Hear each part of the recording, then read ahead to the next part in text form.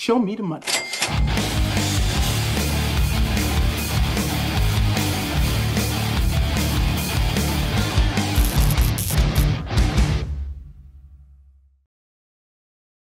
Henrique Stetter.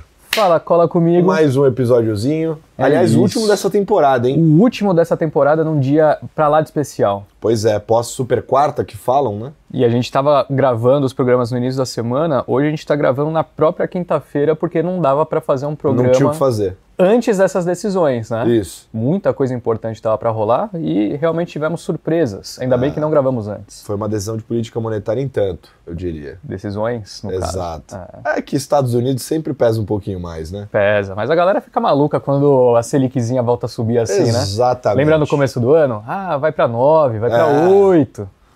Ninguém sabe de nada, né? Cavalo de pau foi feito. Coisa. Pois é. Mas esse vai ser justamente o tema do episódio de hoje. Mas a gente não vai só falar sobre política monetária, Henrique Stetter. A gente vai falar sobre política monetária nos Estados Unidos, no Brasil. Tivemos as decisões, como você comentou. Vamos falar de algumas outras geografias também. A gente vai falar de ativos com opiniões bem interessantes, inclusive com gente que entende muito sobre um assunto que a nossa audiência adora, que é NTNB, né? Eu também. O Tesouro IPCA você adora, né? Eu adoro, perfeito. Claro. A gente vai falar sobre esse tema também. Se bem que eu escutei uma pessoa... Não, eu li um tweet do Cerise, ele falando que a NTNB agora virou um 90% do CDI. Eu achei interessante essa analogia. Vamos escutar aqui o que os convidados têm para falar sobre esse tema. E, para finalizar, vai ter um negócio diferenciado nesse episódio, que tinha que ser especial porque é o último desta temporada, então... Para você da nossa querida audiência, depois desse episódio a gente entra em pausa, fica 3 semanas fora só. Com conteúdos. Com conteúdos, o canal não para, tá? A gente vai continuar com os conteúdos por aqui normalmente. Só o episódio de quinta-feira que não vai rolar, porque a gente vai justamente parar para revisionar tudo e voltar com novidades para vocês na próxima temporada. Perfeito. Não é isso? É isso. Mas a gente vai aproveitar que esse episódio é especial... Um comentário só sobre isso. Se vocês tiverem ideias, essa é a oportunidade. Nos comentários. O que a gente pode fazer de melhor para a próxima temporada? Ideia de bloco, de convidado, né? Temas. Tudo. Manda aqui embaixo essas ideias construtivas para a gente utilizar como base para as nossas ideias. Mas os nossos convidados têm uma coisa em comum. Eles são jovens talentos, por assim dizer, do mercado. E a gente vai explorar isso para eles contarem as histórias deles, porque a gente também tem muita gente da nossa audiência que está na faculdade ou que está no mercado financeiro, mas é jovem também, assim como eu e você. Né? E esse tipo de situação é bem inusitada no mercado. A gente vai explorar porque são grandes destaques que estão vindo aí. Da esquerda para a direita, Frederico Catalã, que é sócio e gestor da Opportunity. Seja muito bem-vindo ao Stock Pickers. Valeu, Colas. Valeu, Stetter. Prazer estar aqui com vocês. Muito bem. E do lado dele, Marcos Vinícius Almeida, que é sócio e gestor da Ibiúna. Seja bem-vindo ao Stock Pickers também. É um prazer e obrigado pelo convite. Só lembrando que eu vou chamar o Frederico de Fred. Sim. E o Marcos Vinícius de Marvin. Marvin. Que é a junção dos dois, apelido de leve no mercado. É isso. Né? Apelido... Só pra galera não estranhar. Vamos pra pauta? Bora começar. Beleza. Bom, ontem a gente teve a tal da super quarta, né? Que é basicamente a combinação de decisão de política monetária nos Estados Unidos e aqui no Brasil. Sim, senhor. Vamos começar falando sobre Estados Unidos primeiro. Perfeito. E aí eu vou direcionar pro Fred, porque ele olha juros e moedas no mundo, basicamente, né, Fred? Exato. Um mandato bem amplo de todas as geografias, assim, juros globais mesmo. Muito bem. A gente vai falar das histórias de vocês daqui a pouco, mas começando pelo... Tema mais quente, né? Exato, senão a turma fica ansiosa, quer matar a gente na rua depois. Não, 10 minutos aqui falando sobre outros assuntos, já vai pro próximo vídeo, né? A gente não pode fazer isso. Exato. Bom, o Federal Reserve ontem fez um corte mais agressivo, digamos assim, cortou 50 pontos lá, 50 bips, chame como você quiser em casa, 0,50, enfim. E no comitê, a gente teve 11 votos contra 1 só, né? Então, teve ali uma ampla vantagem para essa decisão mais forte. E antes da gente entrar em comunicado, etc., queria falar um pouquinho dessa história, porque até semana passada o mercado esperava 25, e aí da semana passada para cá a gente mudou para esse 50, e que foi efetivamente o que aconteceu. Eu queria saber de você, Fred, primeiro, o que você achou dessa decisão e também no comunicado após, né, a coletiva, porque o Jerome Powell falou que precisou vir com esse corte mais forte para mostrar que eles estão compromissados a não ficar para trás, mas depois disse que ia deixar as coisas em aberto, né, para novembro. Enfim, queria te ouvir um pouco da sua visão em relação a tudo isso. Legal. Até Colasso, assim, na verdade, o mercado não entrou com 50 como cenário base, né? Foi uma situação pouco usual, que o Fed geralmente telegrafa bastante o que vai ser o movimento, dá uma previsibilidade para os mercados, e que nem você colocou, naquele período de silêncio deles, o mercado fechou com a precificação de 25, e ontem, às vésperas da reunião, 1 minuto antes de sair a decisão, o mercado estava exatamente no meio do caminho, entre 25 e 50. E as opiniões dos especialistas que acompanham também muito divididas. As casas, tinha casa com 25, casa com 50. É uma situação atípica para o Fed, que geralmente não coloca essa surpresa no movimento de taxa, né? Deixa eu só fazer uma pergunta antes da gente entrar nessa decisão, porque eu acho que é importante isso que você está falando. Assim, por que o mercado está tão dividido? O que falavam as pessoas que argumentavam pelo 25 e aquelas que argumentavam pelo 50? Foi um erro do Fed de comunicação? Acho que a comunicação ficou ruidosa mesmo, porque assim, você teve de um lado os dados de mercado de trabalho, a geração de empregos, tanto que saiu na primeira semana de agosto quanto em setembro, foram dados mais fracos. Uhum. E teve o discurso do Powell naquele evento do Jackson Hole, que ele sempre fala, que foi um discurso que ele deixou em aberto o ritmo, ele deixou em aberto o quanto cortaria, foi um discurso que empurrou o mercado para acreditar que seria 50.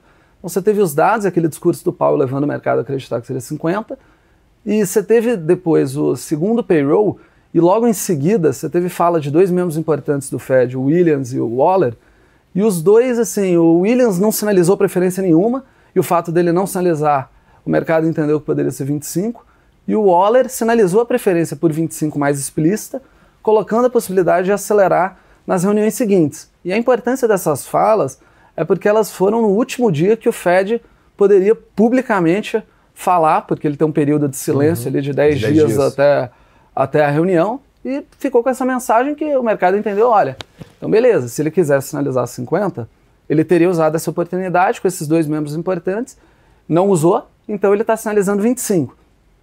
Nesse meio do caminho, tiveram algumas comunicações de jornalistas que são vistos como possíveis receptores de mensagem do Fed, que já foram, inclusive.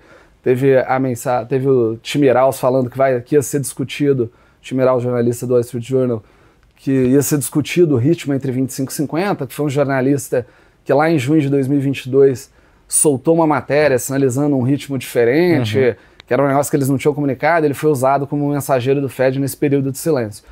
Então acho que assim, muito dessa divisão é culpa da falta de clareza da comunicação do próprio Fed, tá? Assim, acho que os dados e o Powell apontaram para o lado, outros membros comunicaram em outra direção e o mercado chegou exatamente em cima do muro no meio do caminho. Perfeito. E aí, qual que foi a sua análise a respeito dessa decisão tomada ontem, né? Esse 50 e o que o próprio Powell trouxe meia hora depois ali na sua entrevista? Cara, a gente estava com 50, tá? Assim, o nosso entendimento é que o Powell faria um esforço de gerar um consenso dentro do comitê para dar os 50 e a gente não via uma grande resistência da maioria dos membros em dar um ritmo, em começar o ciclo de corte com um ritmo mais acelerado. Mas assim, como eu falei, é uma decisão atípica, o fato de estar muito dividida. Sim. A justificativa é basicamente para preservar o mercado de trabalho. O Powell falou de forma explícita que ele não quer ver deterioração adicional, então ele não quer ver a taxa de desemprego subir muito mais daqui. Ele fala que o mercado de trabalho estava muito apertado, desemprego muito baixo, quando ele olha para um ano atrás, mas agora que a inflação convergiu e o desemprego subiu um pouco, ele está confortável com isso e ele vai se preocupar com essa segunda perna do mandato dele. Lembrando que o Fed tem um mandato tanto de inflação a 2%, quanto de plano emprego. E agora eu acho que o foco dele fica na segunda perna do mandato, que é o plano emprego. Esse comunicado, ele é daqueles que tem as projeções trimestrais, que vem com o que a gente chama dos DOTs, e esses DOTs foram um pouco conservadores. Assim. Então, do lado, a gente teve a decisão dos 50, que é uma decisão mais agressiva, de começar com um ritmo maior, mas você tem os DOTs que mostraram só mais 50 pontos de corte no ano de 2024 e mais 100 pontos de corte no ano de 2025. Lembrando que esses DOTs eles são a mediana das projeções de cada membro individual do Fed e isso te dá um resultado, mas não necessariamente é uma sinalização de trajetória de política monetária. O Powell sempre faz. Uma compilação da opinião individual, né? Ele deixou claro isso de novo. Isso, ele sempre deixa isso claro. Mas assim, os dots são mais conservadores, mais hawkish do que foi a decisão dos 50. E o desemprego veio bem alto também. O desemprego né? subiu bastante, foi para 4,4 no final do ano e para 2025, hoje em 4,2. Então ele basicamente fala que já está prevendo uma desaceleração adicional no mercado de trabalho. Né? E assim, aí para complementar, teve o press conference, né? Teve a coletiva. Na coletiva, o Powell, acho que era natural, tá? Assim, só para voltar um pouco aqui, a discussão era se ele daria um 25, se viesse um 25, a gente esperaria uma coletiva mais dovish, abrindo espaço para acelerar nas reuniões seguintes, e se viesse 50, para não deixar o mercado ir embora com corte de 50 para sempre, ou eventualmente ritmo maior que 50, que é longe do que ele gostaria hoje, ele veio com um comunicado mais cauteloso. Assim. Então ele fala que fez 50 para não ter deterioração adicional do mercado de trabalho, mas ao mesmo tempo ele fala que esse ritmo não está garantido, que isso não é um novo ritmo, ele deixa o mercado na dúvida se nas próximas reuniões ele volta para 25 ou é 50 ainda, fala que cada reunião vai ser decidida reunião após reunião e que vai depender totalmente dos dados. Então, assim, ele basicamente está falando, eu estou fazendo 50 agora, mas isso não significa que eu vou fazer 50 em várias reuniões, isso não significa que eu vou ter uma taxa de juros mais baixa no final do ciclo, tá? Então, ele tenta segurar um pouco no discurso depois dessa decisão mais agressiva. Mas, assim, eu acho que a preferência dele está totalmente revelada. Apesar dele segurar no discurso, apesar dos dots mais conservadores, ele entrou numa reunião dividida, que eles não costumam fazer. Ele está mostrando claramente que a preocupação dele é a segunda perna do mandato, é o mercado de trabalho. Para mim é claro que a função-reação dele a dados mais fracos do mercado de trabalho é assimétrica. Então, assim, eu acho que o mercado de trabalho mais fraco ele vai ser bastante responsivo. Então, para a gente, o cenário continua sendo de 50 na próxima. A terceira reunião, a segunda, a partir de agora, né?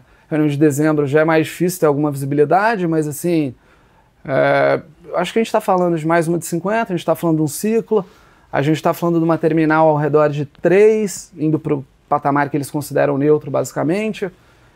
E acho que o risco para esse cenário todo é um risco de, eventualmente, um caminho mais acelerado e para uma taxa mais baixa, tá? Assim.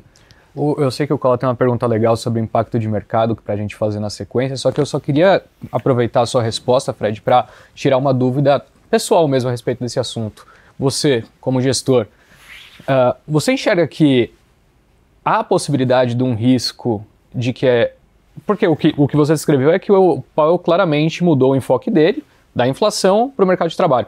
Você acha que existe a possibilidade de talvez o Fed estar fazendo um movimento imaginando que as coisas já estão resolvidas nessa frente inflacionária e possa haver uma reversão nisso no futuro? Qual seria o impacto na margem de um movimento como esse, né? Quando você começa a cortar juros, mais ou menos como aconteceu aqui no Brasil, né? Sim. E a gente vai falar um pouco mais a respeito lá na frente, mas você enxerga essa possibilidade?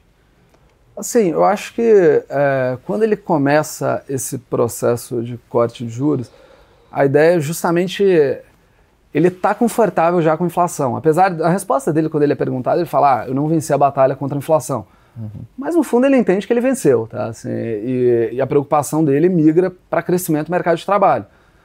Eu não acho que isso tem um impacto inflacionário lá na frente, assim, então, pensando em desancoragem de expectativa, eu não acho que isso acontece, tá? Assim, primeiro porque o Fed tem muita credibilidade, segundo porque a gente está ainda num patamar de juros muito elevado, assim, consideravelmente acima do neutro, e terceiro porque ele não vem com um discurso que acaba assim, baixando muito taxa terminal, nem nada, apesar do movimento. Então você vê que é um resultado assim, de reprecificação da curva mais curta, e é basicamente isso. O juro 5 anos, 10 anos, ontem estava abrindo. Então assim, também não é um grande afrouxamento das condições financeiras, sabe? Uhum. Assim, então não vejo que colocaria um risco inflacionário, assim, não nesse momento de forma alguma. Boa. A minha pergunta, pegando o gancho no que você falou também, Fred, que eu acho interessante, obviamente o Powell não vai falar sobre isso, mas nós temos eleição adiante. E é bem claro, aqui acho que para todo mundo, que os dois candidatos têm abordagens diferentes e que o Trump, no relativo, é mais inflacionário, especialmente por ser protecionista e ter essa política tarifária, que é o discurso dele de sempre, não tem nada de novo ali. Você acha que ele deixar em aberto também tem a ver com isso, para esperar, para ver como é que vai ser o resultado disso daí, e aí a partir disso saber como é que ele conduz a política monetária ou não? Você acha que não tem nada a ver? Eu acho que, com relação à eleição, eles são de fato isentos, tá? Eu acho que tem uma dificuldade grande, assim, a gente mesmo, tá? Assim como fundo, obviamente a gente está acompanhando as eleições, pensando no impacto. Kamala eventualmente é mais taxa corporativa, Trump é mais tarifa, o que é o impacto de cada um, mas assim, o mercado não tem negociado isso diariamente, tá? Acho que é um negócio de muito pouca visibilidade, e até porque a eleição tá mega dividida. Hoje, assim, é jogar uma moeda para cima. Acho muito difícil alguém cravar, falar assim, é Trump ou é Kamala, e eu acho que o Fed, nisso ele é passageiro também, tá? Então acho que assim, a decisão de manter em aberto, acho que é muito mais uma solução de compromisso para formar um consenso dentro de um comitê, que eu acredito que muitos dos membros que votaram por 50 inicialmente prefeririam 25, se você perguntasse para eles, e o Powell trouxe a discussão dos 50, formou esse consenso, liderou o comitê. Então acho que deixar em aberto é muito mais uma formação de consenso dentro do comitê mesmo, tá? Assim, a eleição acho que é um negócio que eles se colocam como passageiros e vão responder depois que acontecer. Sabe que eu vi um negócio interessante? Ontem eu estava acompanhando a live do Copom, que teve, né, em parceria da XP com a Infomoney ontem, e o Paulo Gitz estava participando, e ele trouxe um detalhe que eu achei interessante a respeito desse assunto, porque a próxima reunião do FONC vai ser um dia depois das eleições nos Estados Unidos, né? E ele até falou, pô, dado toda a polarização, tem chance de chegar no momento da decisão e às vezes nem ter o resultado das eleições ainda, né? Então, com certeza não vai ser um momento fácil para você falar de juros ali, né? Eu não queria estar na pele do pau. Não, só pegando o gancho aqui, e o Trump ontem já fez um comentário pelo menos engraçado, né? Ele falou que os 50 teria dois possíveis motivos. Ou porque a economia está indo muito mal, ou porque a influência política nas eleições, cara. Então, isso mostra, né, como essa relação é capciosa. É difícil. Pô. E se a gente abordar um pouquinho a respeito de movimentos de mercado aqui, eu acho que é interessante, porque tinha uma divisão, como você disse, o mercado não sabia o que esperar. A partir do momento que você tem uma decisão, por mais que eu escutei muita gente falando que o que importa é a taxa terminal, os 50 ou 25 não mudaria tanto, até aí tudo bem, mas como que o mercado reage a um movimento como esse? Invariavelmente, a gente tem acompanhado hoje ativos de risco andando, né, tendo uma boa performance. Por que desse movimento?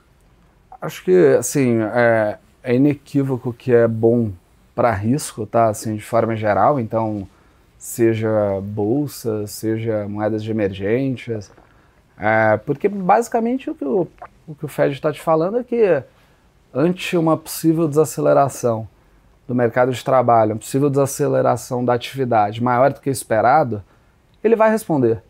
E ele vai responder rápido e vai responder de forma simétrica. Então, assim, quando o mercado tiver o medo ali de uma desaceleração, eventualmente de uma recessão, que foi a discussão que apareceu com o dado de mercado de trabalho que saiu na primeira semana de agosto, o Fed está te falando, se for isso eu respondo. Então, acho que é basicamente isso. Assim. Então, dado que você vai ter o Fed sendo, ajudando a estimular a atividade, caso você tenha uma desaceleração, você tem essa proteção. Assim, o mercado entende que tem essa proteção. Então, para risco, de fato, é a decisão que ajuda. Pô, como que o pessoal chamava antigamente? Era Fed... A put, put implícita do Fed. É o retorno da put do Fed, é isso? Basicamente isso. Bom momento para se estar investido, né? Finalmente! Agora, o Marvin estava na geladeira ali, né? Vamos esquentar ele de novo. Marvin, aqui no Brasil, BC aumentou a taxa. Eu estava até comentando ontem que estava no grupo, né? Você perguntou, acho. Você falou, tem algum outro lugar que está subindo juros, né? Sim, é porque a moeda do Brasil ontem tinha a melhor performance, né? Aí eu perguntei isso, mas tem algum outro país emergente que está fazendo movimento como o do Brasil? E na minha tela lá só tinha um Brasil de relevante, basicamente. subiu 25 aqui, né? Também amplamente esperado, mais uma vez. Como é possível isso, né? Subir juros com o Fed cortando. Pois é. A gente já falou sobre isso aqui, né? Sobre essa questão do ciclo de política monetária do Brasil ser menor, isso já ter acontecido outras vezes. Mas o fato é que a gente teve essa alta que até foi encarada de maneira positiva aqui no Brasil, por questões de credibilidade, né? Mas o problema é que, não sei se você tá vendo aí, o Bovespa reverteu de novo, tá caindo, tá? Vamos mudar para temporada 2, a gente vai mudar o nome do programa. Enfim. A gente tinha o risco de cauda de ter um manteu, né? Famoso manteu, mas não veio. Eu queria saber de você em relação ao comunicado, até, né, a decisão e o comunicado, porque a galera entendeu que o comunicado foi um pouco mais duro também. Enfim, o que você olhou lá que te chamou a atenção? O comunicado foi duro, no jargão, né, foi rock. Acho que foi o mais rock que eles conseguiriam ser sem sinalizar uma alta de 50 para a próxima explicitamente.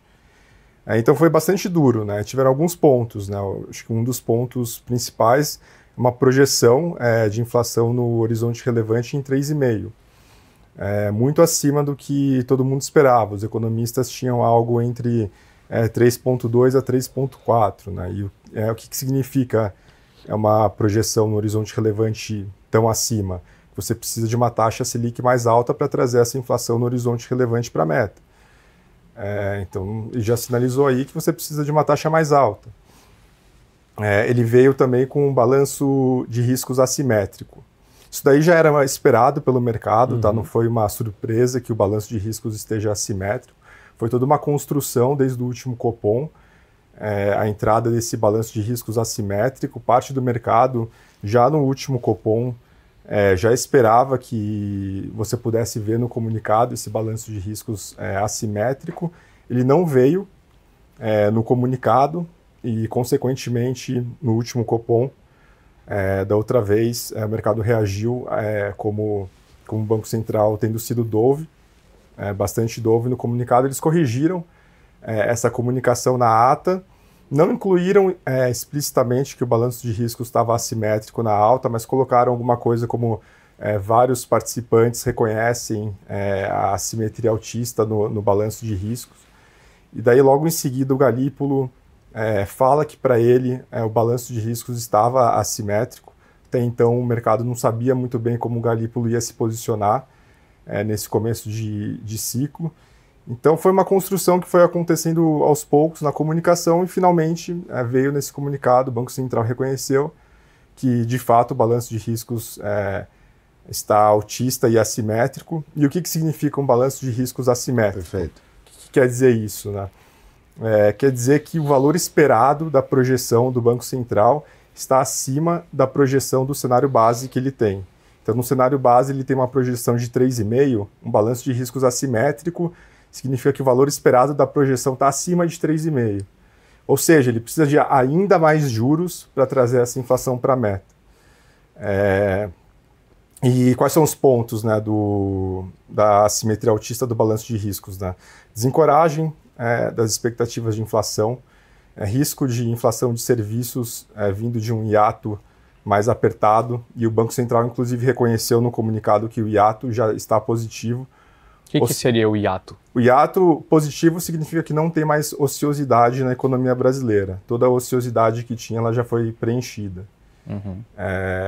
E, enfim, vamos falar disso, do cenário Brasil e atividade mais para frente. Mas basicamente é isso. E terceiro, risco inflacionário com políticas econômicas. Né? Então esses são os 3 itens que tornam o balanço de riscos altista para a inflação. E por último, o guidance, né? Tinha muito... as pessoas esperavam que talvez a palavra gradual aparecesse em algum momento no comunicado como guidance. Na comunicação entre Copons, muito se discutiu, né, porque o Roberto Campos falou que em uma comunicação que se tivesse um ciclo, ele seria gradual. E as pessoas se perguntaram se o que é esse gradual? É o início do ciclo ou o ciclo seria gradual como um todo? Então você tinha uma dúvida sobre o que seria esse gradual.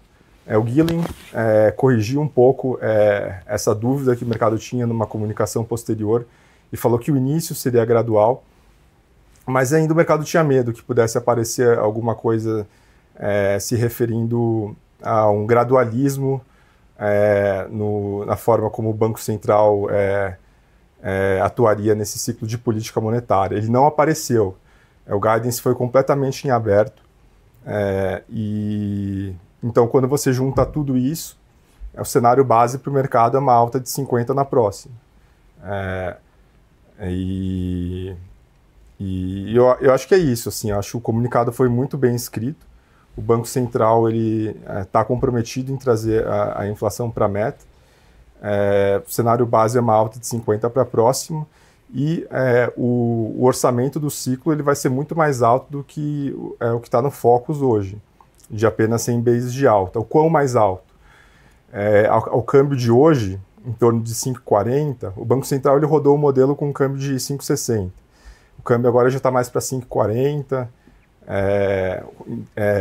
Então, com a projeção a 3,5 com um câmbio de 5,40, você precisa, pela elasticidade do modelo, de 100 bases adicionais além do Focus para trazer essa inflação para a meta. Então, é um orçamento que larga de 100 bases. Se você considerar a assimetria de riscos, do balanço de riscos, então tem uma alta de juros adicional em cima desses 200 bases. Então, dá para falar algo como 250, 300 bases de orçamento. Total. Total. Teve 25 agora. Enfim. Sim. Mas, assim, tem uma questão também que é a rolagem do horizonte relevante. Né? Esse 3,5 que a gente está falando é a projeção 12 meses para o primeiro trimestre de 2026. Na próxima reunião, essa projeção vai rolar para o segundo trimestre de 2026 e talvez essa projeção seja um pouco mais baixa. Então, talvez não sejam esses 300, 250, 300 bases. A gente vai saber disso semana que vem, na quinta-feira, no relatório de inflação, quando o Banco Central vai divulgar essa projeção. 300 bases em cima do 10,75 que ficou agora, é isso? Dá para dizer que sim. Seria o retorno para o 13,75 que era da onde a gente iniciou. Que loucura, hein? Sim. Era só ter ficado lá, não precisava ter feito nada. Não se mexe, fica lá. Como eu falei, tem essa rolagem do horizonte relevante, então talvez seja menor do que isso.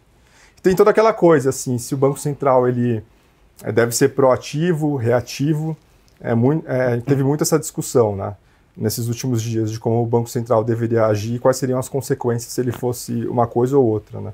Se ele fosse reativo, ou seja, por exemplo, incluísse esse gradual no comunicado e optasse por um ciclo de 25, 25 e 25, muito provavelmente ele teria que fazer muito mais para conseguir trazer a inflação para a meta, muito parecido com o que foi o ciclo do Tombini, por exemplo. Parece que ele está sendo proativo, né? Esse comunicado foi ROC, então parece que ele está sendo proativo, então talvez ele tenha ganhos, né, com essa proatividade, talvez o mercado ajude ele, via câmbio, via expectativas de inflação, muito cedo para dizer, né? Vamos ver os próximos capítulos, mas tem aquela coisa também, né? Se o câmbio apreciou porque ele está sendo ROC, se ele voltar a ser Dove depois, o câmbio vai devolver tudo. Uhum. Então, agora que ele começou a falar grosso, ele precisa entregar. Uhum. Me fala uma coisa, Mário, uma dúvida pessoal mesmo. Você não acha que talvez o Banco Central tenha sido muito proativo nesses últimos tempos, olhando no retrovisor? Sei que o cenário foi muito complexo, mas se você parar para lembrar os acontecimentos aí recentes, ele levou para 2% a Selic e recebeu muitas críticas por ter sido mais agressivo do que deveria. Depois levou para 13,75, o mesmo aconteceu. Agora trouxe para 10,5 e, pelo visto, foi mais agressivo do que deveria, porque está voltando a subir.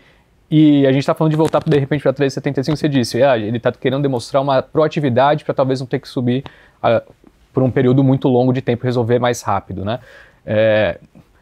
Assim, eu sei que não é fácil, eu sei que a gente está olhando no retrovisor e o cenário foi muito complexo, mas nesse debate que você trouxe mesmo de proatividade versus, né, reatividade, assim, o que parece fazer mais sentido, dado tudo que aconteceu e o momento que a gente está presente? Na minha opinião, é muito claro que ser proativo traz ganhos para o Banco Central nesse momento.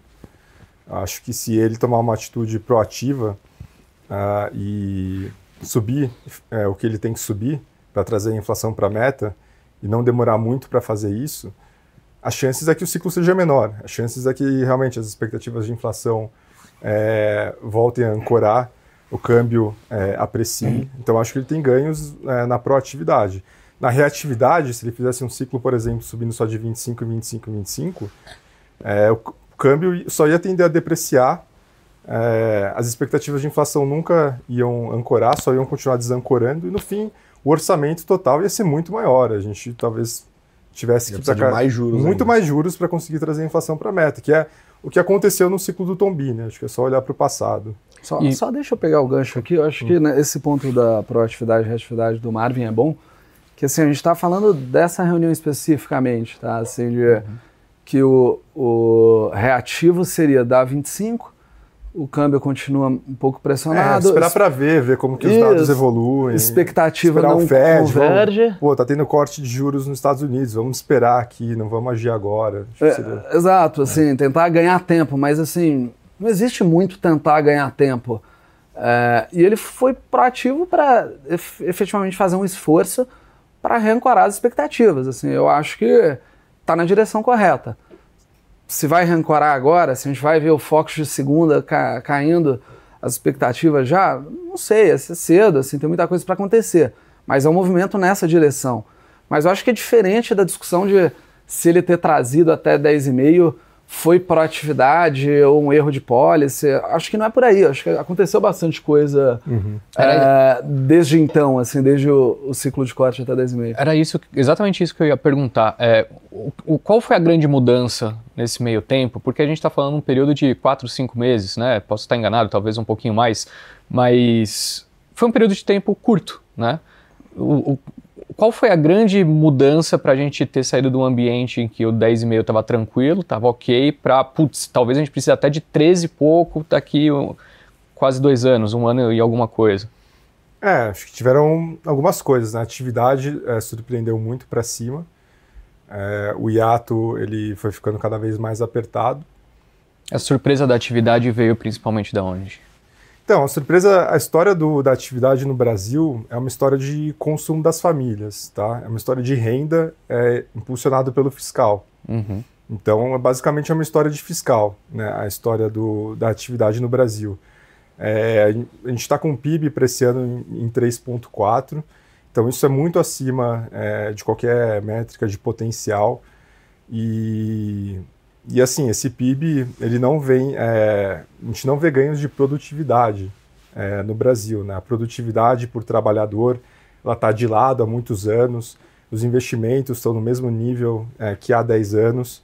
Então, assim, a história do crescimento do Brasil não é uma história de crescimento via ganho de produtividade. É uma que aí não bateria a inflação. É uma história de consumo, renda e fiscal na veia, né? Então, assim, a gente está rodando com um déficit primário de menos 2%, a gente veio de mais 2% um tempo atrás, agora está rodando a menos 2%, né? Você teve um impulso fiscal gigantesco, né? Desde da PEC da transição do ano passado até agora, isso turbinou a atividade, consumiu qualquer ociosidade que ainda tinha na economia brasileira.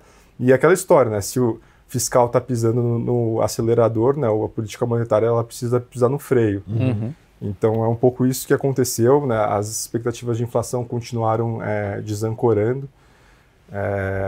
E, enfim, e fora essa questão da atividade, acho que você tem muito a credibilidade da âncora fiscal, né? Que isso colocou bastante prêmio no câmbio. Então, falando de arcabouço fiscal, né? O que é um conjunto de regras fiscais ela deveria se propor a fazer, né? Ela deveria prover previsibilidade para o mercado, para enxergar uma dívida PIB estabilizando dentro de um horizonte político relevante, né? E o arcabouço fiscal ele falha em fazer isso. Então, o que acontece é que mesmo que o arcabouço fiscal, o conjunto de regras que estão dentro desse arcabouço fiscal, seja cumprido à risca, mesmo que ele seja cumprido à risca, a dívida PIB ela não estabiliza nem em 2030, né? Então, assim, o ganho que você tem de primário, ano após ano, com o arcabouço fiscal, ele é muito pequeno. Assim. Hoje você precisa de um primário para estabilizar a dívida em 2,5%, mais ou menos. E você não chega nem em 2030 nesse primário. Então, assim, acho que é uma história também de que o mercado está vendo que a dívida ela não vai estabilizar nem em 2030, e pelo contrário, né? Ela está aumentando 2, 3 pontos percentuais a cada ano. E isso coloca prêmio de risco nos ativos, né? Então o câmbio depreciou muito por conta disso, e daí bate nas expectativas de inflação.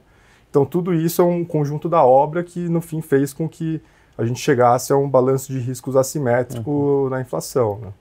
Só complementando aqui, Marvin, eu acho que aquela mudança da meta de primário de 2025 que eles anunciaram em abril e a facilidade com que se mudou essa meta, acho que acabou abrindo um pouco o olho do mercado para esse risco que já estava ali, mas não estava sendo negociado nos preços. Então acho que é uma das coisas, para a sua pergunta de o que mudou.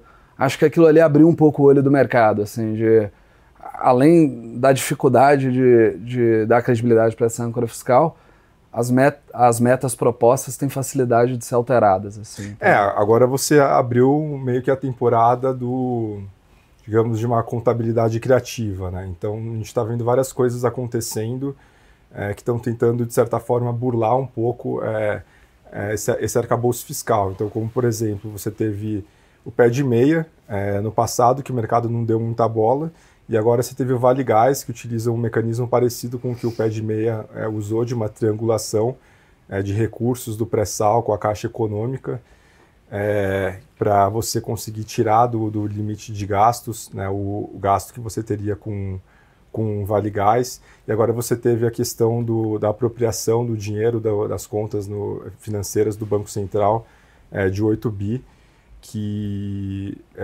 o Ministério da Fazenda quer contabilizar isso como recursos primários, entrar na meta de primário, sendo que o Banco Central entende que isso é financeiro, não é primário. Então não deveria ser contabilizado como primário. Então você está perdendo um pouco assim, na ânsia para perseguir uma meta de primário, né, você está tendo um pouco indo por caminhos de contabilidade criativa, né? Isso também está minando um pouco, né, a credibilidade do arcabouço fiscal, mesmo que as metas elas sejam difíceis, né, de serem cumpridas. Para 2024 a gente acha que eles vão conseguir.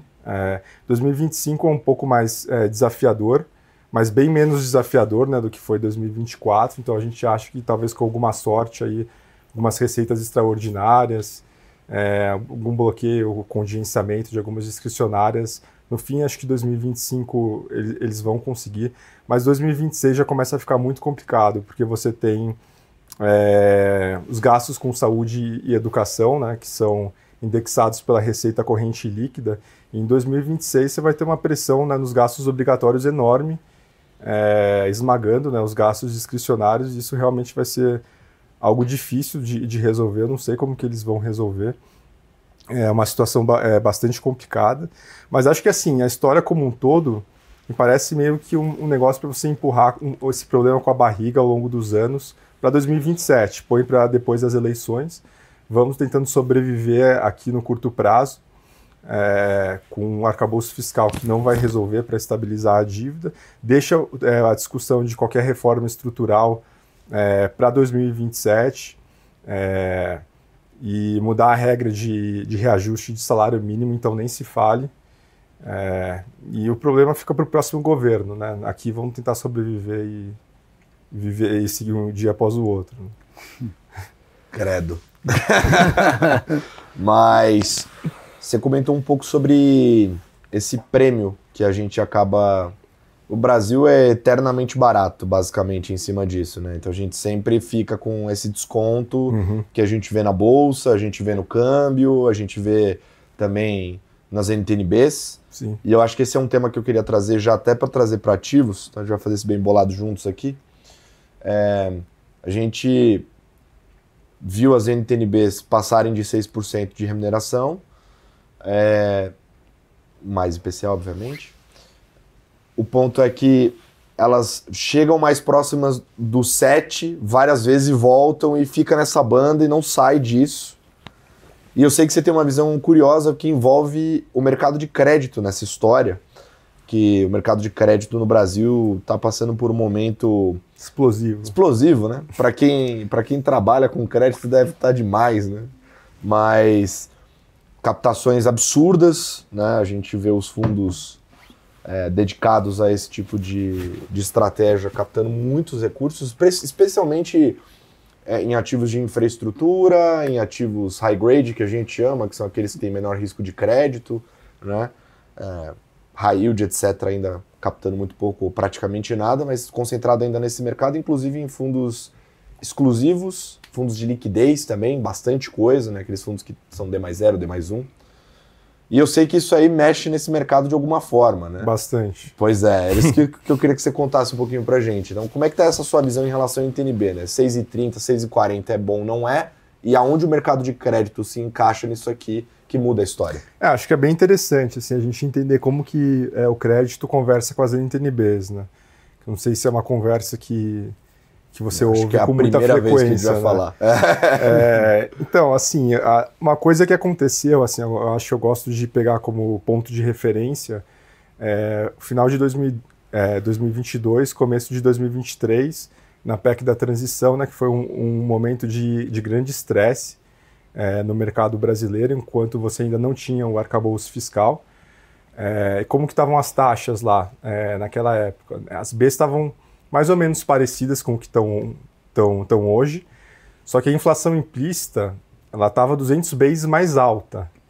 A inflação implícita, que né, na verdade, a diferença entre o juros nominal e o juros real, né? Você tem a curva de juros nominal, você tem a curva de juros real, e você faz um menos o outro, e aí você consegue operar a inflação implícita, né? Você tem a curva de inflação implícita. Então, o que acontece? Naquela época, a inflação implícita estava 200 bases mais alta do que agora. Então, assim, agora a inflação implícita está muito baixa para o mesmo nível de juros real, né? Então, o que acontece? Uma outra forma de falar isso é que, por exemplo, o pré-fixado ele não está no mesmo nível que 2022. Né? As Bs abriram muito mais em relação ao pré durante esse período. Né? As Bs ficaram muito mais vendedoras em relação ao pré, ajustando a risco. Então, o que causou tanto essa pressão vendedora nas NTN-Bs, que fez o juros real subir e a implícita cair, né? Foi esse fluxo de crédito privado. Assim, a gente acho que demorou um pouco para entender exatamente o que estava acontecendo. A gente achou que pudesse ser um pouco os juros lá fora abrindo, com essa discussão de taxa neutra global um pouco mais alta. Mas, na verdade, é que é esse fluxo de crédito que está causando venda nas NTN-Bs. Né, o que acontece? Quando a empresa vai lá e emite, um banco vai lá, um fundo compra essa emissão, só que eles não querem ficar no risco IPCA. Então, eles vendem a NTN-B para se redear e transformar esse papel num pós-fixado, num CDI+. Então, quanto mais banco, tesouraria, fundos compram esses papéis e se rediam, mais venda de NTN-B você tem que entra para o mercado. Né? Então, todo esse fluxo de captação para os fundos de crédito, todo esse boom de emissões, as tesourarias elas encarteram muitas emissões por conta do deal que eles fazem nas emissões ou para servir o mercado depois de pessoa física ou até mesmo fundos mais tarde. Eles vão lá e vendem NTN-B para travar tudo isso. Né? Então, na verdade, essas emissões estão gerando uma enorme venda de NTN-B. Você teve um pouco o fluxo dos fundos exclusivos também. O fundo exclusivo carregava NTN-B isento, e aí você viu come cotas, e as pessoas liquidaram os fundos. Então, para liquidar o fundo, você tem que vender todos os papéis, né? Você vende as NTN-Bs no mercado, e aí eles foram lá, criaram estruturas de crédito privado, compraram mais dessas debêntures incentivadas e venderam mais NTN-B para travar essas debêntures. Nossa, só estão vendendo só. Então, assim, é uma venda que não acaba mais de NTN-B por conta dessas emissões. A dinâmica é um pouco diferente da dinâmica das emissões que foi lá na época da pandemia. Né? Então, essas emissões, o emissor, como são empresas de infra, a receita está indexada ao IPCA. Então, para ele é ok ele ficar com o risco IPCA na emissão. Então você não tem aquele swap que os emissores faziam com os bancos para travar essas emissões, que no fim geravam um fluxo de compra nas NTN-Bs, como foi na pandemia. Agora é diferente, você não tem esse swap, O emissor emite, tá ok com o IPCA mais dele, só que o banco e fundo de crédito não. Então eles vendem a NTNB para se travar. E por outro lado, né, você pega 2021, 22, 23, foram anos de emissões gigantescas do Tesouro em NTNB. O mercado inteiro se entupiu de B. Banco se entupiu de B, fundo de pensão, todo mundo com B no talo. Então, assim, como vocês falaram no episódio passado... Tá letrado. Então, os fundos de pensão estão lotados de B, então eles seriam esses compradores marginais dessas Bs a 6,30, sendo que a B chega a 6,30 entre os fundos de pensão comprando, e daí dá uma aliviada. E agora você não tem isso, porque todos os fundos se entupiram com as emissões que tiveram do Tesouro nos últimos 3 anos. Então você vai gerando esse negócio que é uma venda absurda de NTNB, e no fim isso acaba sendo também um parafiscal, né? Porque tem um benefício fiscal envolvido, o Tesouro deixa de arrecadar, e você impulsiona a atividade, né? Você tem toda uma questão do crédito ampliado, e isso é um boost a mais aí para a atividade, né? Um parafiscal. E, por outro lado, com as NTNB subindo taxas, se o Tesouro ele quiser se financiar, as taxas estão maiores.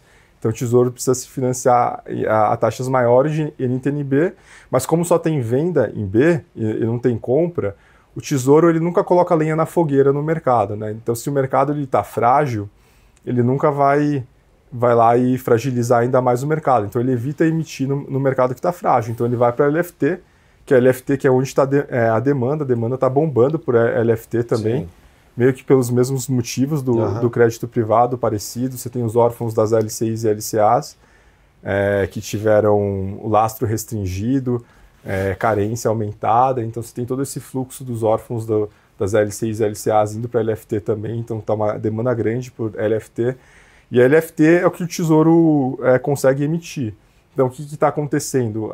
A LFT está indo a quase metade da dívida, né? Então, hoje você tem quase 50% da dívida do Tesouro em LFT selicada, e agora a gente está indo para um ciclo de alta, que vai subir mais a Selic, né? Então, isso também não vai ser bom para o serviço da dívida, né? Então, é todo um... Que cagada, hein? Loucura famosa mesmo. Cagada. Mas uma pergunta, o inverso também é verdade, Marvin? Ou seja, se eu tiver um evento onde começo a ter um sell-off, uma venda no mercado de crédito... Cara, acho melhor não falar disso. Até porque eu tenho visto muito gestor de crédito começando a falar que tá muito difícil operar ali. Não, né? assim, os spreads, eles estão muito amassados. Sim. E os gestores estão vendo isso. Então, assim, você está vendo até fundos de crédito já fechando para captação. Sim. Então, realmente, assim, os spreads estão muito amassados. Então, mas você como gestor está olhando isso, o que você faz com essa informação? Você compra B? Não, então, os preços das Bs, teoricamente, eles estão convidativos. Entendi. Mas eu não tenho coragem de entrar na frente desse fluxo. O que eu faço Porque você não sabe se terminou ainda. Não sei se terminou. Então, o que eu faço é observar de perto o que está acontecendo nesse mercado, dia a dia, as emissões que estão saindo, ver se essas emissões estão aumentando, se estão diminuindo. Que eu acho que no momento que essas emissões derem uma aliviada, vai ser um excelente ponto de entrada para comprar B. Mas eu acho que o momento não é agora. E até porque a gente está entrando num ciclo de alta, e ciclo de alta é bem complicado para a NTNB. Se o Banco Central ROC surpreende, isso daí é juros real para cima e implícita para baixo. Então essa distorção pode aumentar ainda mais. Então o momento é de cautela, mas realmente os preços estão convidativos e eu estou olhando um momento certo para entrar. Acho que não vai ser esse ano, isso daí é coisa para ano que vem. Mas por outro lado, eu acho que é interessante você encurtar as NTNBs e ter Bs mais curtas, que daí você começa a fugir um pouco desse fluxo, né? Esse fluxo está muito concentrado na B30, 32, B33, 35, esse miolo da curva, né? Então eu acho que se você encurta um pouco e compra Bs mais curtas, você começa a ficar mais exposto à inflação corrente. Então a gente acha que inflação corrente é um negócio que o risco é para cima, por todo esse cenário macro que a gente já conversou. Então eu acho que o risco é para cima, então acho que é interessante você encurtar e começar a ter essas Bs mais curtas. O que acontece? Acho que assim, acho que tem uma coisa interessante, né? Se você for ver no Brasil, quem que acerta mais a inflação, historicamente? É o Focus ou é a inflação implícita, né? Porque, teoricamente, a inflação implícita ela deveria ter um prêmio de risco, né? Você tem um prêmio de risco em cima da inflação implícita, você tem um prêmio de risco em cima do juros real, você tem um prêmio de risco em cima do pré. Mas, historicamente, a inflação implícita acerta muito bem a inflação no Brasil. Você pega de 2010 para cá, a inflação implícita ela dá um pau no Focus. Uhum. E qual que é a consequência disso, né? Por exemplo, você vai comparar um juros real com um pré-fixado. Quando está aplicado num pré-fixado, você teoricamente deveria ganhar o prêmio de risco tanto da inflação implícita quanto do juros real. Só que a inflação implícita não tem prêmio nos últimos 15 anos do Brasil. Só tem prêmio juros real. Então o juros real acaba tendo um Sharpe muito melhor do que o pré-fixado, principalmente nessa parte mais curta da curva. E essa é a história do porquê que o IMAB curto é tão bom no Brasil. Uhum. Né? Acho que vocês já devem ter ouvido falar, o IMAB curto é muito bom, IMAB 5, o Sharpe é sensacional. É um pouco por conta dessa história, né? E eu acho que isso vai voltar a se repetir, porque o juros real está com uma taxa muito alta, implícita muito, muito baixa, com pouco prêmio na implícita, por conta dessa dinâmica de crédito privado, que isso se transmite para a curva inteira, inclusive para as curtas. Então, eu acho que vai ser muito bom carregar essas curtas. É claro que assim, a gente está entrando num ciclo de alta agora, tem que ter um pouco de cautela. Não vai ser esse o momento que você vai ficar gigante numa posição como essa. Mas acho que também os preços estão muito convidativos para carregar essas curtas, porque no Brasil a gente sabe, né, que a cada 2 anos tem algum choque de inflação vindo de algum lugar que você não fazia a menor ideia que iria acontecer. Por exemplo, você teve a greve dos caminhoneiros em 2018, você teve choque de proteínas com a China em 2019, você teve escassez hídrica. Então, a cada 2 anos pipoca algum choque de inflação no Brasil, e com esse hiato apertado do jeito que está, os preços vão ser repassados facilmente. Então, eu acho que essa é uma posição boa que eu estou monitorando. Muito bem. Fred, agora você. Quero saber onde está o dinheiro também. Então, a gente falou um pouquinho de política monetária lá fora, você já deu um pouco da sua visão, contribuiu também para o cenário do Brasil, mas tem outras geografias também que eu sei que você cobre, então acho que seria um bom momento a gente comentar, talvez um pouco de Europa, Canadá e México, Legal. E trazer um pouco de como é que você está traduzindo esse cenário que você desenhou em posições atualmente lá no Opportunity. Legal. Eu vou tentar ter a ousadia só de complementar um pouco de Brasil depois da aula do Marvin aqui. Mas assim, eu concordo, eu também não acho que é momento de se posicionar em NTNB, acho que a gente está entrando num ciclo de alta que eu vejo risco para ser maior do que o que está precificado, e isso é taxa real abrindo na veia. Então, hoje, assim, para Brasil, a gente tem pensado mais em alguma posição de juros mais curto que se beneficie com um ciclo maior do que o que está na conta. Assim, eu acho um pouco assimétrico ainda o que está precificado ali, um ciclo de mais ou menos 200 bips, a gente está com a cabeça mais parecida com a do Marvin também, pensando num ciclo que pode chegar a 250, 300, basicamente devolver a taxa para onde ela estava antes do ciclo de cortes. Então, acho que assim, hoje é mais interessante alguma coisa tomada no juro curto, acho que pode ter uma história para o real também, tá? Assim, óbvio que é sempre muito exposto a esse tipo de ruído fiscal, a risco de questionamento do arcabouço, mas a gente é da visão também que 2024 já cumpriu a meta de primário, que 25 vai acabar cumprindo também, assim, tem um desafio óbvio, mas vai acabar cumprindo. Então, não tendo grandes ruídos no âmbito fiscal no curto prazo, está falando do Fed cortando 250, eventualmente 300 pontos, e o Banco Central do Brasil subindo 250, 300. Assim, é um ganho de diferencial, um ganho de carrego gigante, assim, num período relativamente curto. Então, acho que pode ter uma história pro real também, tá? De apreciação. De apreciação do real. Perfeito. Assim, só para então complementar. Concordo com juros curto tomado, acho uma boa posição, né? Eu acho que o mercado está colocando pouco prêmio para terminal desse ciclo. E sobre o câmbio, eu concordo que assim, eu acho que assim, no curto prazo, o real está operando nesse range de 5,40, 5,70, fica indo e vindo, né? Quando bate 5,70, Brasília fica com medo, aí vem um pente fino, aí o câmbio volta para 5,40, aí eles ficam tranquilos de novo, aí vem um vale gás, aí o câmbio piora de novo. Você fica nesse range, mas acho que no médio prazo vão ser duas forças, né, que vão ditar o real, né? O diferencial de juros, né, do Brasil e Estados Unidos, e por outro lado o prêmio de risco vindo dessa situação de fiscal que a gente está vivendo, né? Então acho que vão ser essas duas forças.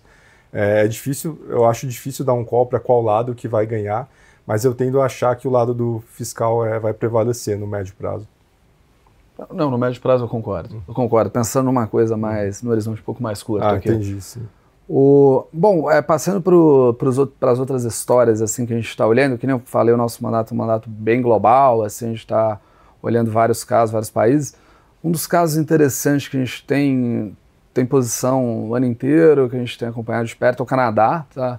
O Canadá, apesar de ser, óbvio, um parceiro comercial super importante dos Estados Unidos, ele teve o ciclo de desaceleração por conta das altas de juros antecipado em relação aos Estados Unidos. Tá? Ano passado o Canadá praticamente não cresceu, o mercado de trabalho já vinha dando sinais de arrefecimento ano passado, e o Banco Central do Canadá começou o ciclo de corte antes do Fed, assim, que não é super comum, mas como uma resposta a essa desaceleração, eles começaram a cortar antes. E aí você vai tentar entender o que acontece.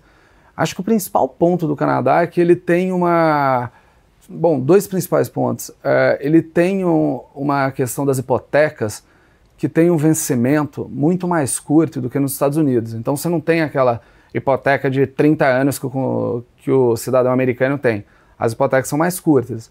Então quando você começou a subir juros, isso repassou para a taxa de financiamento imobiliário das famílias muito mais rápido. Então a mensalidade do financiamento imobiliário da família subiu super rápido e basicamente isso comprimiu muito da capacidade das famílias de consumirem. Então a atividade lá desacelerou assim, de forma mais abrupta que os Estados Unidos. Tá? E também tem a questão da imigração, que nos Estados Unidos tem sido um fator que mantém a resiliência na atividade econômica. Lá tem uma questão imigratória grande também, mas por algum motivo não tem gerado essa pressão de consumo. Tá? Então, o que aconteceu? O Canadá já foi para o terceiro corte de juros consecutivo, agora no começo do mês, e o discurso já é um discurso mais avançado, assim, de querer estimular, efetivamente estimular a economia para não deixar ter uma deterioração adicional de mercado de trabalho. O Banco Central do Canadá está falando, eu não quero ver piorar mais, eu quero que melhore daqui. Então, assim, ele basicamente é um dos primeiros bancos centrais a questionar esse regime que a gente está vivendo e que viveu nesses últimos anos, que é de, juros vai ser restritivo em todos os lugares por muito tempo. Ele está te falando, olha, assim, pelo menos até o neutro eu preciso ir. Eu acho que ele é um cara que precisa ir para o patamar estimulativo de taxa. Tá? Assim, há risco de hard landing no Canadá? Ele está enxergando risco de hard landing, sim. Risco de uma desaceleração mais abrupta. Ele traz o medo dele hoje da inflação desancorar para baixo já. Então ele fala isso na minuta dele que saiu ontem, ele fala, eu estou preocupado com a inflação desancorar para baixo, porque a minha atividade está fraca, eu estou com juros altos para caramba, ainda bastante restritivo. Então, assim, é o tipo de história que é interessante, óbvio que cada história tem sua idiosincrasia, mas é interessante para você olhar, eventualmente tem coisa ali que está acontecendo que pode ser alguma coisa que vai acontecer em outra geografia no futuro, tá? Uhum. Isso é bem interessante, né? Porque o Canadá e os Estados Unidos, ao contrário do México e Estados Unidos, que tem divisões muito claras e evidentes, tem lugares entre Estados Unidos e Canadá que você consegue pular um riozinho e você chega no outro, né? E a história é completamente diferente. Pular um riozinho é bom, né? É verdade. A gente acha que é a mesma coisa, né? Assim, exato. É um apêndice, né? Não, e pegando o gancho agora pro México, né? Assim, o México também é uma história que a gente discute bastante, está sempre envolvido. O México acho que é uma história mais difícil, assim, puxando até um pouco pro negócio um pouco mais retrospectivo. O México teve uma atividade muito resiliente, teve um aumento de gasto público, investimento público, teve aumento de transferência de renda, você teve o salário mínimo no mandato do presidente do Obrador de 2018 a 2024, salário mínimo triplicando em termos nominais. Então, assim, isso gerou o quê?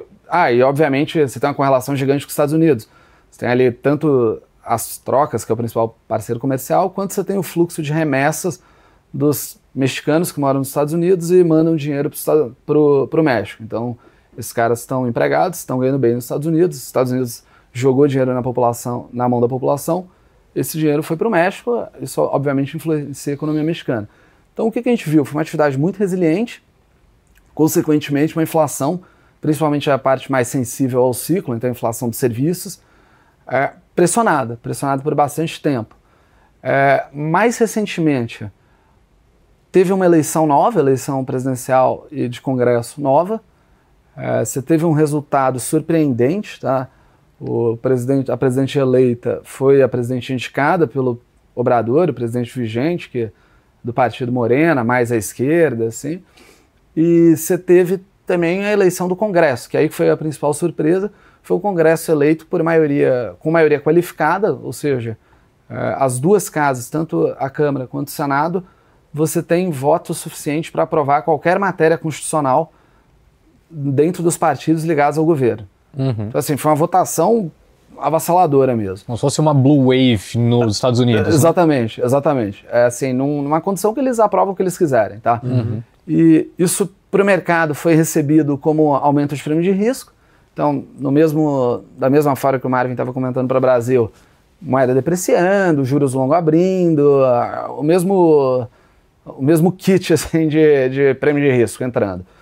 E eles trouxeram a aprovação de uma reforma, que é a reforma do sistema judiciário, que basicamente traz para o voto popular, ao invés de indicação política ou sistema de carreira, você traz para o voto popular o sistema judiciário, seja o STF deles, sejam os juízes regionais. E isso, obviamente, também é interpretado como E assim, não só a reforma é problemática, porque o sistema judiciário tem todo um rito, toda uma carreira, especialização, qualificação. Você tem o filtro político que passa pelas casas, aprovando, Câmara e Senado votando cada indicação para um ministro do Supremo. Mas a forma que foi aprovado foi um negócio assim... A gente aqui no Brasil, eu falo que deve ser dos países que mais acompanha reformas constitucionais, entende o rito de PEC, Comissão Especial, CCJ, primeiro e segundo turno em cada casa. Cara, eu nunca vi aprovar um negócio tão a toque de caixa quanto eles fizeram lá. Era assim, votação de madrugada, teve protesto em frente à Câmara dos Deputados, eles migram para um ginásio de uma escola pública para poder fazer a discussão da comissão lá, para não perder tempo, não atrasar. Então assim, deu uma sensação de todos os poderes, quase um poder absolutista ali do governo de conseguir aprovar qualquer coisa, tá? Uhum. Então isso, obviamente, aumenta o prêmio de risco pra caramba, então a moeda deprecia, curva longa fica pressionada, mas ao mesmo tempo, do lado macro, assim, de dado macroeconômico, apareceu a desaceleração. Apareceu a desaceleração que o mercado aguardava há um tempo, tá? Então a atividade tem decepcionado para baixo, isso está batendo na inflação, está batendo na inflação de serviços, e o Banco Central do México está numa composição agora que você tem 3 membros, são 5 membros lá, você tem 3 membros que têm se inclinado para a postura mais dovish, têm sinalizado a intenção de começar a cortar juros, eles já começaram, né, mas têm sinalizado a intenção de entrar num ciclo. Então é um caso interessante, eu acho que tem oportunidade, e com vetores em direções diferentes, porque de um lado você tem o aumento de prêmio de risco sendo transmitido via moeda, do outro você tem uma taxa historicamente muito alta, um ciclo ainda relativamente pequeno precificado, um ciclo grande para ser entregue, e com os dados macroeconômicos começando a se alinhar no sentido desse ciclo de corte e que o Banco Central sinaliza que quer fazer. Uhum. Então é um caso interessante também, assim, que a gente tem discutido bastante lá no México. Interessantíssimo, eu tenho escutado essa tese de México com uma certa frequência. Sim, assim, virou porque presente aqui. Você lembra, coisa de 1 ano e pouco atrás era no sentido oposto, né? A moeda que mais tinha se valorizado, nearshoring, né? E até o pessoal falava assim, lá atrás nas eleições comparavam muito o ANLO com o Lula, né? E aqui durante as eleições falavam, mas o ANLO é tipo... Falavam que é parecido com o Lula, mas na verdade fazia uma bela gestão, etc. Isso. E agora a gente vê uma guinada completamente na direção falava oposta. Falava até do mercado de ações lá, que tinha que trabalhar com prêmio para nossa bolsa porque as empresas têm mais qualidade, assim por diante. Pois é. Como as histórias mudam rápido, ficar atento. E Europa? Só complementando, é isso, assim, o AMLO foi visto como ele teve lá em 2018 o episódio do cancelamento do projeto do aeroporto, que foi um negócio mal recebido. Teve uma ou outra coisa ali no meio do caminho, mas foi sempre visto como uma figura pragmática.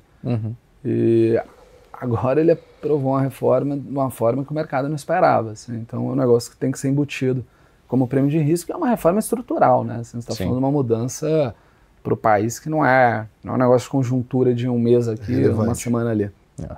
Com certeza.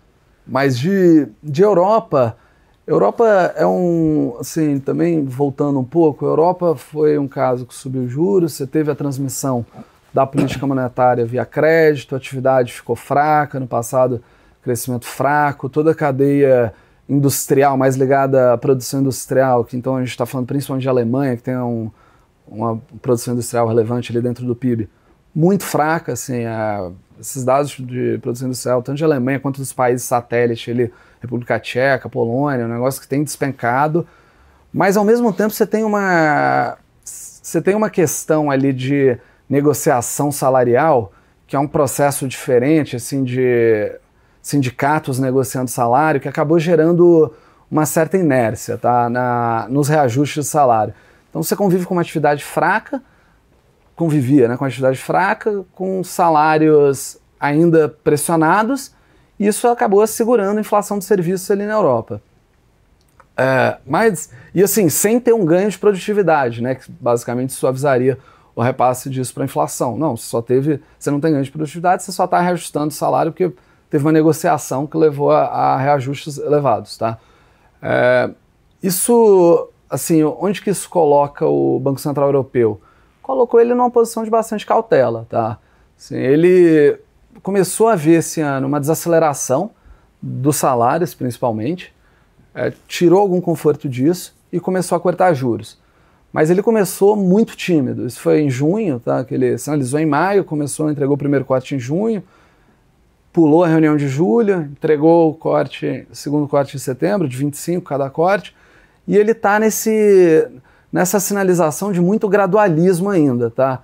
Assim, então, diferente de um Fed que já começou com 50, que está já falando do ciclo, que ele mostra ali as projeções, os dots com mais 50 esse ano, mais 100 ano que vem, está te falando de um ciclo, o Banco Central Europeu ele ainda fala de muito gradualismo, reunião a reunião, e lá tem uma dinâmica muito diferente, né? Como é uma composição de todos os países ali da zona do euro, você tem países que são historicamente muito mais hawkish do que outros, então tem gente que vai lá e fala publicamente, pô, a próxima reunião com certeza a gente vai pular, não faz sentido cortar na próxima. E aí vem alguém e responde que fala, a gente tem que seguir cortando, tem que começar a estimular um pouco porque a atividade está desacelerando, está surpreendendo a desaceleração da atividade. Então é uma dinâmica um pouco diferente, mas o que a gente está enxergando para frente? Assim, a gente está enxergando que esses salários já desaceleraram, a gente está vendo que as empresas não estão conseguindo repassar como margem isso para o consumidor, então acaba não virando inflação. Isso em algum momento vai ter que bater na inflação de serviços lá, tá? Então, assim, e eles estão muito cautelosos, muito conservadores. Então, a gente acha que a história de Europa vai ser acabar precisando cortar mais também do que está precificado na curva. Assim, em algum momento, entrar formalmente num ciclo de cortar em toda a reunião, assim, sinalizar um ciclo de forma mais enfática do que eles têm falado agora de ajustes, um corte aqui, pula, corta de novo na outra reunião.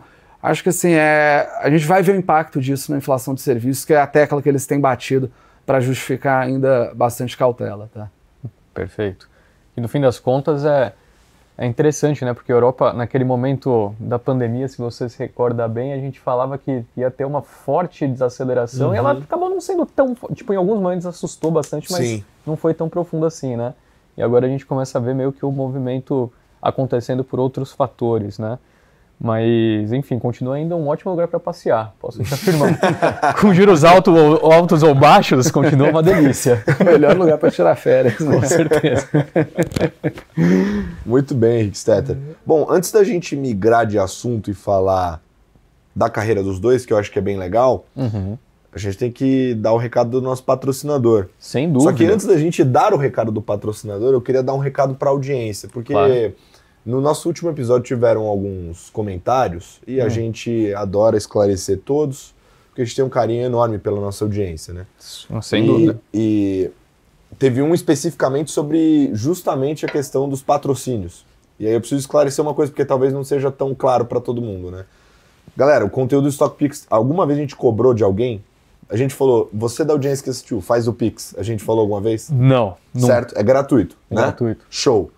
YouTube, galera. E o Colás é caro. O Stetter é caro. O estúdio é bem caro, inclusive. O estúdio é caro. O estúdio é bem caro. E, galera, o YouTube gera ali, né, por visualização, você recebe, todo mundo sabe. Só que, assim, não é muita coisa. Na verdade, é bem quase pouco nada. É quase nada por ano.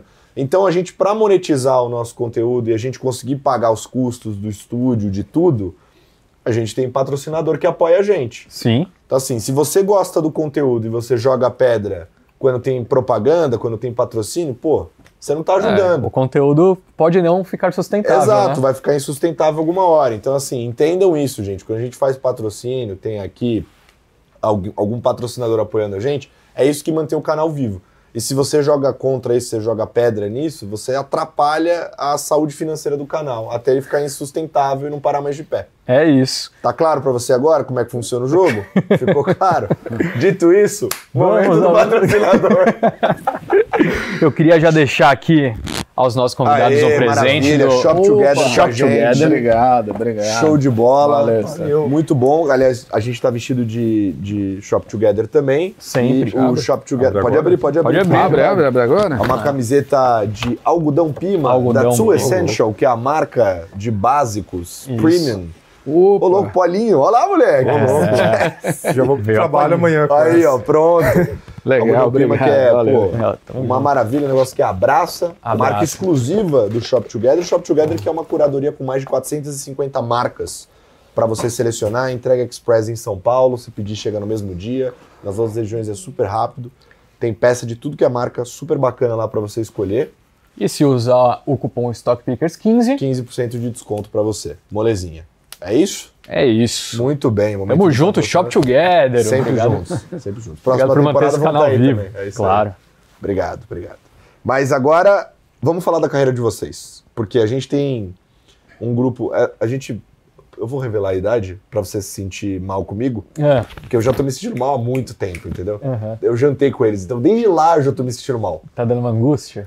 Você fica tipo, primeiro você chega em casa, você fica olhando pro espelho, aí você olha pro chão, aí você começa tipo questionar tudo que você fez na vida. Aí você fala que onde eu tô errando, você começa a mapear tudo. E fala, pô, tem vários caminhos aqui. Pois é. Mas aqui nós temos dois jovens gestores que têm 29 anos de idade, estão chegando aí nos 30, né? Ainda não completos, e que chegaram aí por mérito, por muita coisa que fizeram aí na história de vocês, que a gente vai contar agora no detalhe. Então, vou começar da esquerda para a direita. Fred, você assumiu o fundo multimercado do Opportunity, né? Que é uma casa extremamente conhecida, muito tradicional. Enfim, quando pensa em gestor independente no Brasil, o Opportunity está lá, é um dos nomes citados sempre. E é uma casa de muita relevância, é uma história bem longa, inclusive. E você assumiu a gestão de um fundo multimercado lá tão jovem, né? Mas já fez bastante coisa na carreira. Eu queria que você contasse como é que foi pegar da faculdade até aqui, como é que foi essa história? Não, legal.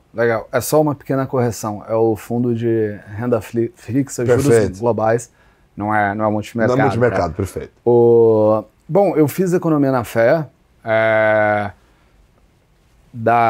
De lá eu gostava mais das matérias de finanças, gostava de temas geopolíticos, de entender o que acontecia no mundo. E teve, obviamente, sempre tem, né, essa dinâmica de grupo, assim, o grupo de amigos, todos estavam indo pro mercado e, virou meio que uma obsessão do pessoal ali, a gente tem que entrar no mercado. Aí, e na época, assim, pra molecada, o que era, talvez a moça dos olhos ali era entrar em um banco gringo. Eu entrei em 2015 na mesa do private da Goldman, sem exatamente entender, óbvio, o que a área fazia, assim, gostando da ideia de estar numa mesa, mas sem exatamente entender o que a gente fazia. Aquela experiência sonhada de banco gringo durou muito pouco. O banco anunciou o fechamento da área do private inteiro, assim, poucos meses depois. Basicamente serviu para eu conhecer minha esposa só lá, assim. Bom, né? Bem, então. Porra. Foram poucos meses, mas assim, arrumei uma esposa, a gente tá junto desde então, já há 9 anos. E, assim, saindo e quando acabou aquilo ali, ficou uma pô, o que você vai fazer? Assim, a ideia era começar a ficar em banco gringo, pô, meus amigos também estavam entrando. E apareceu por recomendação de um cara que trabalhava comigo lá na Goldman, a ideia de ir para uma proposta diferente, assim, de ir para uma casa menor, era a Rosenberg Investimentos, que era um wealth, um family office, um multifamily office, e com um projeto de abrir uma asset, assim, lançar um fundo macro debaixo do Marcos Molica, que foi meu chefe por quase 9 anos. E aquilo, pô, eu achei a ideia maneira, assim, falei, pô, é um cara extremamente qualificado, uma formação excelente, é um projeto muito legal, é muito diferente do que eu estava fazendo, mas acho que é uma mega oportunidade de aprendizado. Eu fui para Rosenberg, o fundo foi lançado em dezembro de 2015, o fundo foi bem nos 30 meses que a gente rodou nele, foi até abril de 2018, viveu o período importante ali de processo de impeachment, o ciclo de corte do Ilan, pegou o dia do Joesley, então assim, foi uma experiência bacana, o resultado do fundo foi legal. Eu obviamente comecei com funções operacionais, ponta de mesa, até migrar para ter um livrozinho meu mais focado em opções de juros de Brasil e inflação implícita, assim, inflação implícita mais curta, operando mais o DAP, era um fundo menor, né, a gente conseguia fazer, não tinha problema de liquidez. E assim, mas era um livro junto com... Tinha ali no sistema de risco, no lote 45, que era o sistema que a gente usava, tinha ali segregado o que era o meu livro, mas era um negócio mais junto, mais coletivo, junto com o Marcos. Aí o Marcos recebeu uma proposta para ir para o Opportunity para fazer a gestão dos fundos multimercado da casa.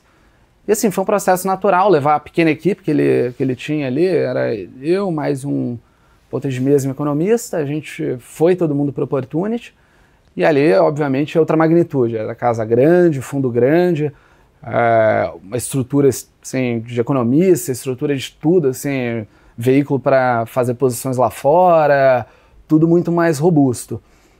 E aí eu comecei com um mandato parecido com o que eu tinha, mais México, que era um negócio que a gente vinha discutindo, que eu cobriria a partir do momento que a gente entrasse lá. Isso junho de 2018, assim, eu tinha 23 anos, e falaram, bom, beleza, agora você tem um livro para valer num fundo grande, numa casa grande. Dali em diante, a trajetória foi basicamente uma evolução desse ponto de partida. Então, foi crescer o percentual do fundo que era o meu portfólio, assim, o percentual de risco que a gente fala, né, que assim, quanto por cento do fundo é alocado para a sua estratégia. Então isso foi crescendo, o fundo cresceu, o meu mandato que começou ali com um pouquinho de Brasil e México foi expandindo, então em 2019 eu peguei Chile, comecei a pegar alguns países de G10, em 2020 eu já estava fazendo tudo de G10, 2021 a gente expandiu também um pouco para o leste europeu e assim, acabou que virou ali, no começo de 21, virou um mandato de juros global, tá? E foi essa história até fevereiro desse ano, basicamente. Em fevereiro desse ano, o Marcos saiu da empresa, a empresa remodelou um pouco a área e decidiu criar um novo fundo, criar um novo CNPJ para uma estratégia de renda fixa, de juros globais, ativa. Então, a ideia foi basicamente pegar aquele portfólio meu dentro da estratégia multimercado e criar um CNPJ para ele. Porque aquele foi um portfólio que foi super bem nos 6 anos anteriores. Falaram, então tá bom, vamos montar um CNPJ, a gente mantém o time que está lá tocando esse fundo hoje é o mesmo time que tocava a estrutura de multimercado, só que com um mandato mais focado em juros globais e fica sob minha responsabilidade agora. E é esse o projeto que a gente está tocando agora. Então vai fazer 6 meses, semana que vem, A ideia é começar também um processo de divulgação, é Opportunity Income, o nome do fundo. E é isso. Animal. E como é que é o processo de investimento dentro do Opportunity Income, né? Porque, pelo que eu entendo, era uma estratégia dentro do multimercado da casa que naturalmente sai para se tornar um fundo, né, um CNPJ separado. Certo. Como que é o processo de investimento? Assim, você olha para várias geografias, uma cabeça bem global, né? Mas como é que isso funciona na prática ali com a sua equipe? Legal. Assim, a gente tem, primeiro, assim, uma visão de regime de mundo, assim, do que está acontecendo de forma geral. Está no momento de ciclo de alta para combater a inflação, a gente está no momento de inflação caindo, com bancos centrais começando a responder com o ciclo de cortes. É óbvio que isso nunca é 100% sincronizado, mas existe assim, uma direção de para onde o mundo está indo. Assim. Então isso é uma discussão que a gente entende basicamente como que está funcionando, o que está acontecendo, assim, para que lado sopra o vento mesmo, e começa a estudar o caso a caso. O caso a caso, a gente tem ali economistas, cada um especializado em um mandato, em uma geografia, em uma região, e assim, eles fazem essa cobertura, é uma cobertura super no detalhe, assim, a gente está olhando todos os dados, todas as comunicações de autoridades, Banco Central, Ministro das Finanças, fazer toda uma econometria, uma modelagem de projeção de inflação, coleta de inflação, tá indo para os países, está indo para os lugares, ter contato com o ecossistema local, assim, então você está lá, vai falar com investidores locais, vai falar com o Banco Central, vai falar com política local. Então a gente faz toda essa cobertura bem robusta. Todo dia, pela manhã, é circulado um documento com todas as atualizações do dia, seja noticiário, seja dado de todos os países que a gente acompanha. A gente vai discutir isso, então toda manhã a gente senta para discutir, tem uma reunião, a gente vai olhar e falar, olha, isso aqui, o impacto é esse, e aí entra a função da gestão. A gestão tem que olhar e falar, olha, como que isso impacta as nossas posições, se a gente deveria mudar uma posição por causa dessa informação marginal que a gente teve, se a gente deveria aumentar, diminuir, qual que é o melhor instrumento para refletir isso também. Então, se eu estou se tem uma notícia ali de México que tem um impacto para a posição, mas tem um impacto que é mais pronunciado no juro curto, é no juro longo, e qual que é a contrapartida para a moeda. Então essa é a função da gestão, é trazer isso para a implementação de fato para os ativos, né? Então acho que assim, é isso que é basicamente o dia a dia, mas sem passar uma ideia de que as posições estão mudando o tempo inteiro, assim, é zero o nosso perfil.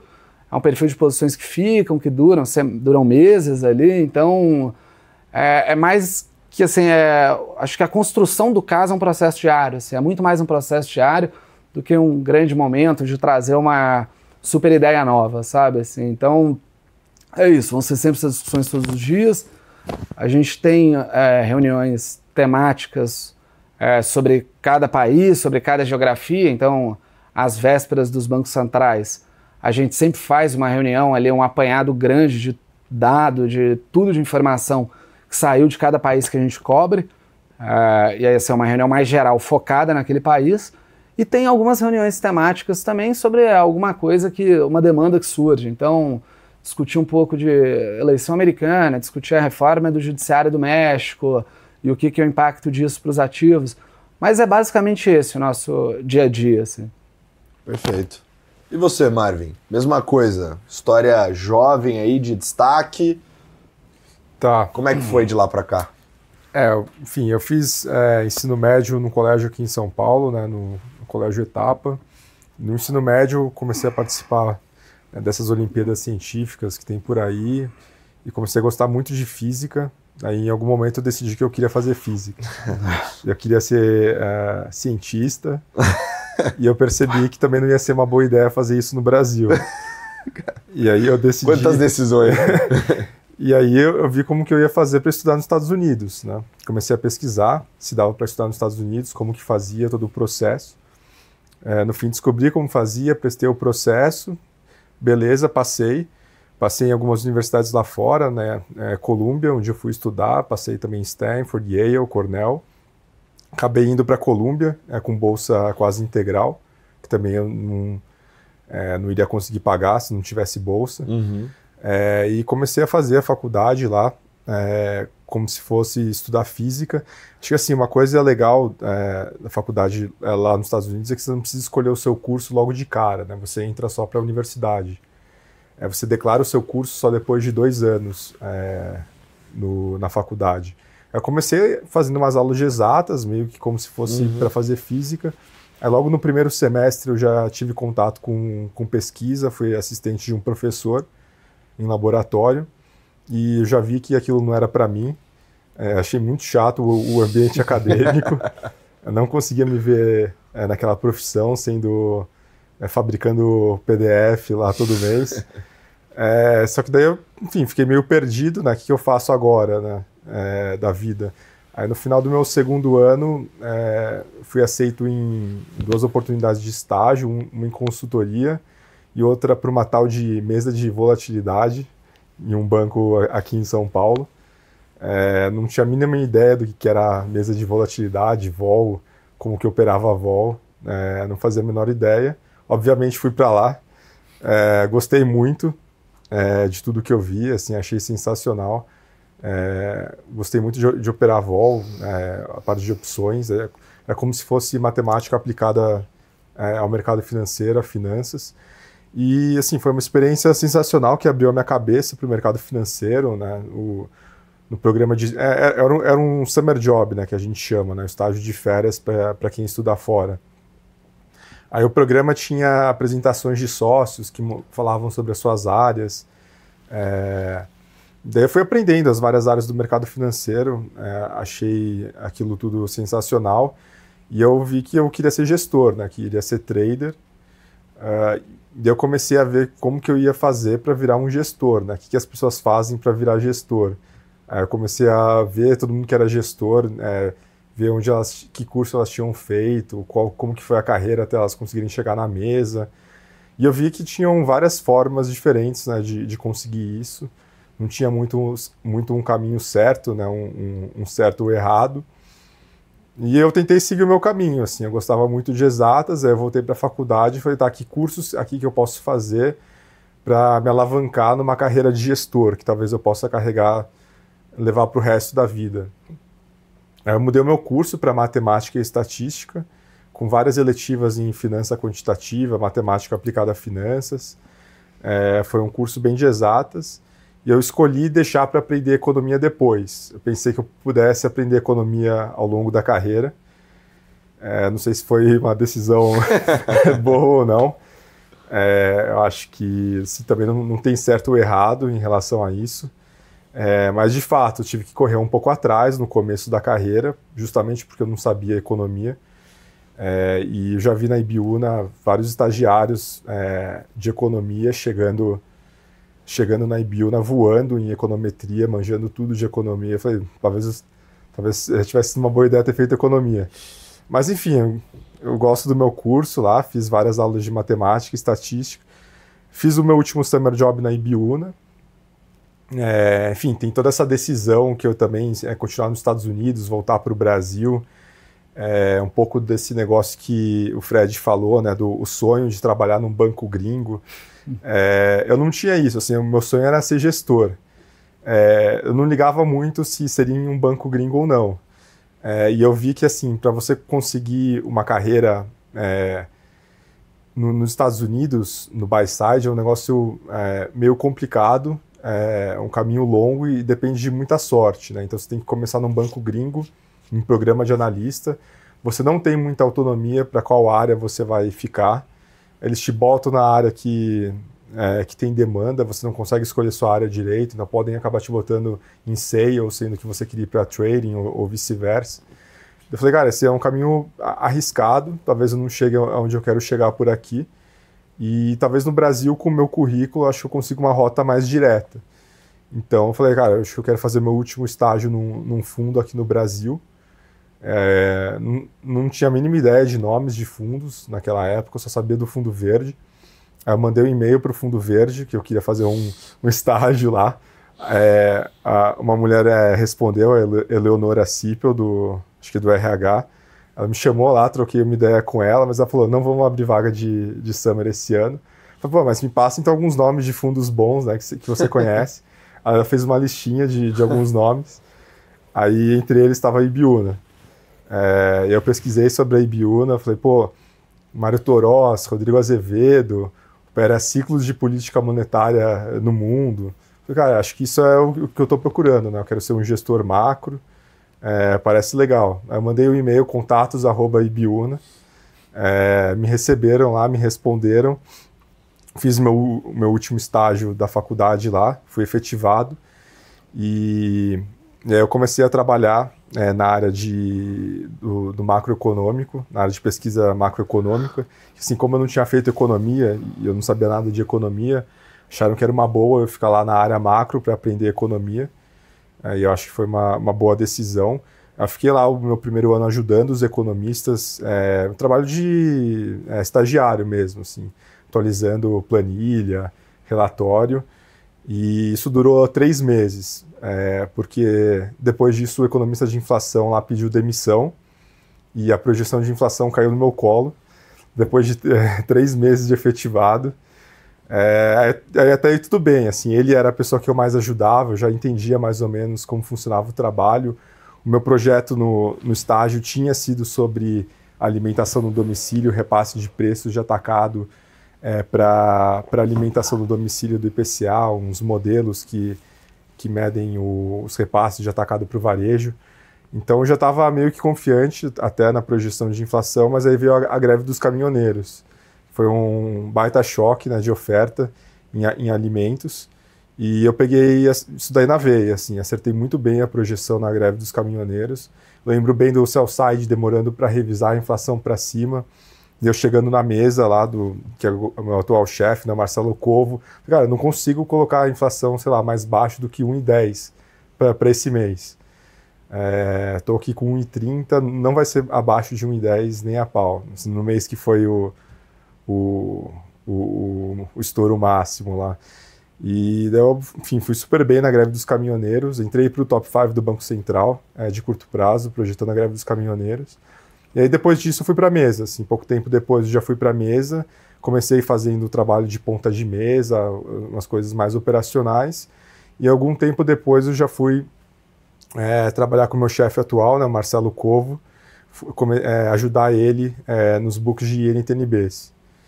Então comecei ajudando ele nos books de Bs, e aos poucos eu fui me envolvendo cada vez mais com a gestão.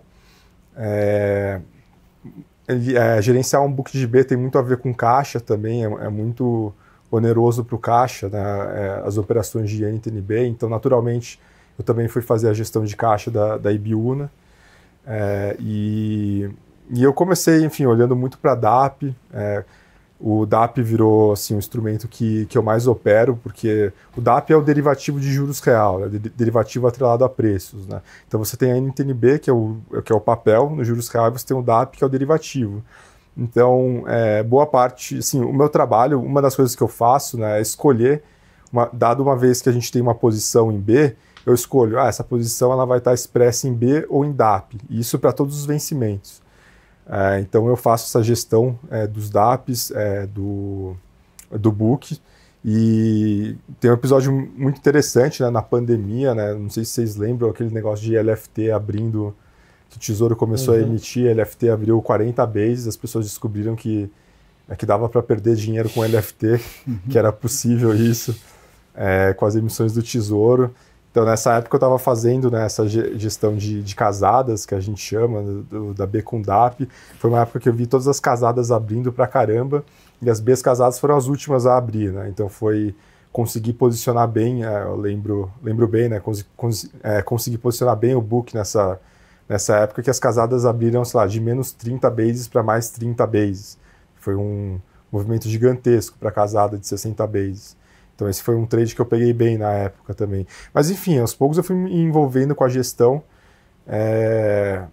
e pegando outras coisas também. Eu faço a gestão de um book de inclinação de DI com direcional neutro, que opera esses relativos entre vencimentos de DI. Eu toco um book desses também. E é isso, assim, acho que essa é a minha história. Muito bem. E como é que é o processo de investimento de você lá em Ibiúna? Então, a Ibiúna é uma casa de multigestor. Então, acho que hoje a gente conta com 8 ou 9 gestores.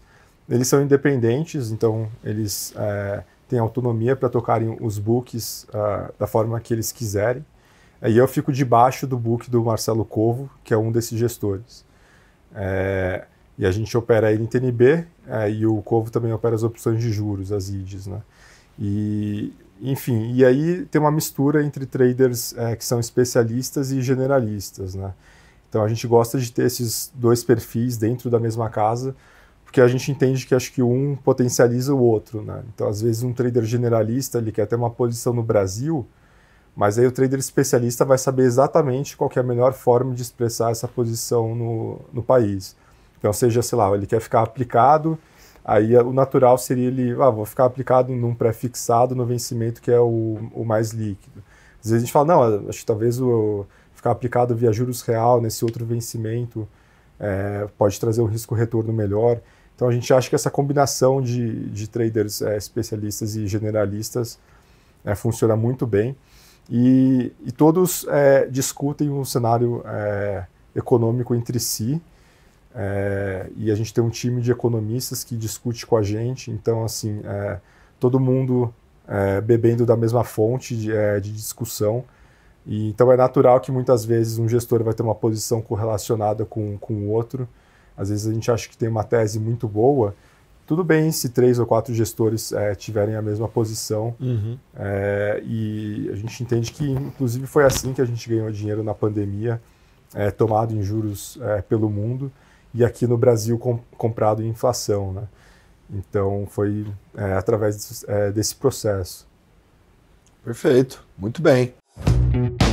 Vamos para um momento rápido, ETF. A discussão sobre investir em fundos de gestão ativa ou passiva sempre esteve presente. No entanto, poucas pessoas conhecem potenciais benefícios de investir em fundos que replicam índices, como os ETFs listados na bolsa. Primeiramente, vamos falar sobre a liquidez, que é um ponto que todo mundo pergunta. Como esses fundos são negociados na própria bolsa de valores, você tem a mesma liquidez que esse ambiente oferece. Aqui no Brasil, isso significa que em 2 dias o dinheiro está na sua conta, molezinha. Além disso, eles são muito baratos, com taxas de administração geralmente bem baixas. Outra vantagem é o acesso a diversos mercados, geografias e até moedas diferentes. Um exemplo é a variedade de ETFs disponíveis da BlackRock no Brasil. E o melhor de tudo, você não precisa se preocupar se escolher um bom gestor ou se o fundo está superando o mercado, já que ele simplesmente replica o índice de referência de um determinado segmento. Os ETFs também oferecem uma excelente diversificação. Ao investir num único ETF, você pode obter exposição a ampla gama de ativos, é como se fosse uma cesta mesmo. Além disso, eles são transparentes, pois você pode ver exatamente em quais ativos o fundo está investindo.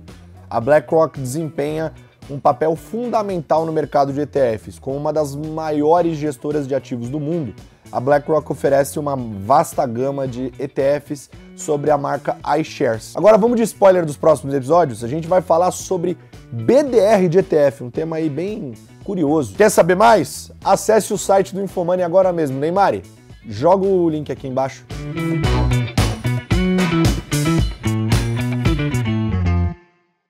Agora nós temos o chamadinha de margem para a gente fechar com chave de ouro. Sim, senhor. Muito bem. Então, momento de perguntas e respostas rápidas do nosso programa. A primeira delas, uma lição de casa. Pode ser um livro, uma série, um filme, o que vocês quiserem. Fred, qual a sua sugestão? Tá, eu vou sugerir um livro, Quando os Gênios Falham, que é a história do LTCM, que foi um fundo de arbitragem, principalmente nos anos 90, que é uma história super legal, era só de peixe grande, dois caras que vieram a ganhar o Nobel, e o fundo quebrou. Depois da crise da Rússia, eu acho que tem 2 grandes lições ali. Uma que é sobre a correlação de todos os mercados, assim como o mundo inteiro está correlacionado, né? Que o gatilho ali foi o default dos títulos de dívida doméstica da Rússia. E a outra é sobre como os mercados funcionam em momentos de cauda, assim, como muda a dinâmica de mercado nos momentos de cauda. Assim, então acho que é interessante para todo mundo ler, uma história legal do mercado. Eu vou sugerir um filme também. Boa. Porque eu gosto pra caramba de cinema. e não tem nada a ver com o mercado, tá? Só porque eu revi de novo, eu revi já mais de 2 vezes, mas é uma trilogia, a trilogia do Antes do Amanhecer, Antes do Pôr do Sol, Antes da Meia-Noite, do Linklater. É um casal que se conhece em Viena, quando eles são super jovens, assim, 22, 23 anos, e ele regrava com os mesmos atores 9 anos depois do segundo filme, 9 anos depois do terceiro. Então, obviamente, momentos de vida bem diferentes. É foda. É muito bom. Animal, muito bom. E você, Marvin? Eu vou indicar o livro do Marcos Carreira, que tem muito a ver, acho que, com as coisas que eu falei aqui, que é o Brazilian Derivatives and Securities, que é um livro, a Bíblia dos derivativos brasileiros, basicamente. Então, se você opera Brasil, juros Brasil, moeda, esse livro que você quer ter. Ele é o John Hu brasileiro. Então, é um livro muito completo, muito técnico. Se você tem algum projeto que você quer fazer na mesa, você tem que consultar esse livro antes, porque provavelmente o que você está querendo fazer já foi feito, ou tem algo parecido, ou você vai achar uma bibliografia muito boa nesse livro relacionado ao projeto que você quer fazer. Então, acho que esse é um livro sensacional. Muito bem, muito bem. Melhor trade? Cara, o melhor trade foi ali o tomado em taxa de juros no começo de 2022, tá? Sim, a gente vinha tomando juros de países emergentes em 21, viu todo o processo inflacionário, os bancos centrais respondendo, subindo juros agressivamente, e os desenvolvidos ainda segurando com aquela história de que a inflação poderia ser transitória e com benefício de ser país desenvolvido. A gente enxergava que o ciclo seria basicamente a mesma história dos emergentes e montou posições bem grandes tomadas em Estados Unidos, em outros países G10, e foi assim, teve ali um sacode com a guerra da Rússia e Ucrânia no carnaval de 2022, né? Mas que assim teve um pequeno movimento de aversão a risco, as curvas fecharam um pouco, mas nos meses seguintes as curvas explodiram, os bancos centrais entregaram altas bem agressivas, assim, acho que esse é de longe o maior trade pra gente. Perfeito. E você, Mário? Eu vou ficar comprado em implícita curta durante a pandemia, que foi no Brasil onde a gente acho que mais ganhou dinheiro, foi comprado em implícita curta, que é onde a gente tinha mais conforto para operar. Isso tem muito a ver também com o time como um todo, né? Então tem uma contribuição muito grande do economista de inflação. Para você operar algo desse tipo, você precisa ter um economista muito bom. E o Rodrigo Arruda, da Ibiúna, acho que um dos melhores economistas de inflação do Brasil, deu bastante confiança para a gente conseguir operar esse trade durante a pandemia. E foi um trade que a gente ganhou dinheiro assim, por vários meses, né, que a inflação curta foi surpreendendo. Né? E acho que tem até um episódio que é meio engraçado, que teve um dia que, enfim, já estava uns 3 minutos para fechar o mercado, 5 minutos, apareceu um broker com uma demanda lá para um DAP curto, que ia ter uma divulgação do IPCA no dia seguinte, né? E o Arruda ele já estava com um call de uns 10 bases acima do mercado, 10, 15 bases, ou seja, que ia vir bem forte nessa divulgação do IPCA. A gente operou lá o que deu, né, 3 minutos para fechar o mercado, não foi uma posição muito grande. Aí, quando veio a divulgação, acho que surpreendeu 40 bases o mercado. Acho que foi a maior surpresa da história do IPCA aquele dia.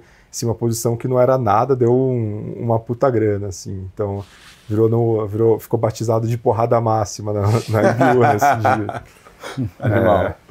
E qual foi o maior aprendizado, que é o jeito bonitinho que a gente fala que foi um trade bem ruim? Cara, tem um em especial que eu não sei se é o pior, mas é o que mais me pega. Foi em março de 2020, Covid, aquele negócio assim, risco indo super mal, bolsa despencando, moeda de emergente apanhando pra caramba, e juros numa diferenciação.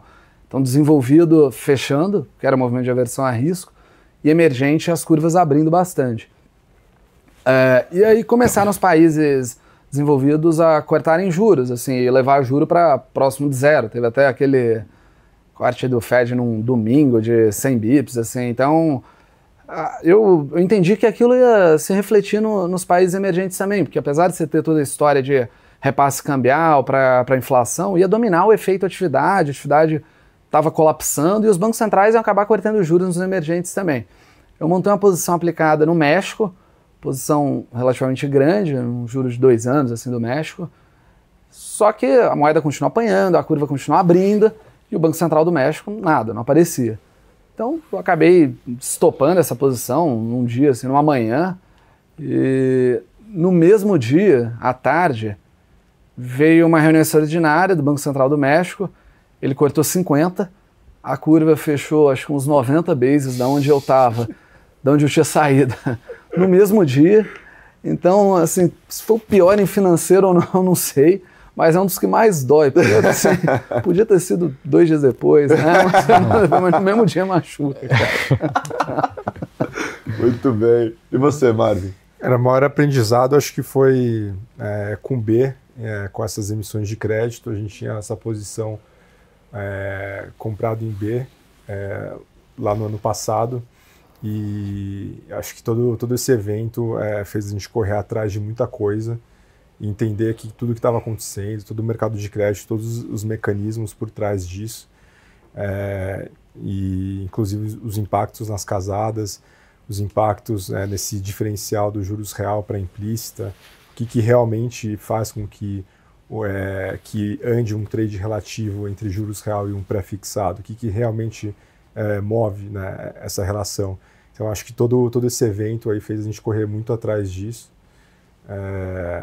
Foi uma posição que a gente perdeu um pouco de dinheiro no começo, mas que gerou um aprendizado enorme. Perfeito. E para matar, um conselho para a turma jovem aí que está começando no mercado, que já está no mercado, mas ainda assim abaixo ali dos 30 anos, qual conselho vocês dão para eles?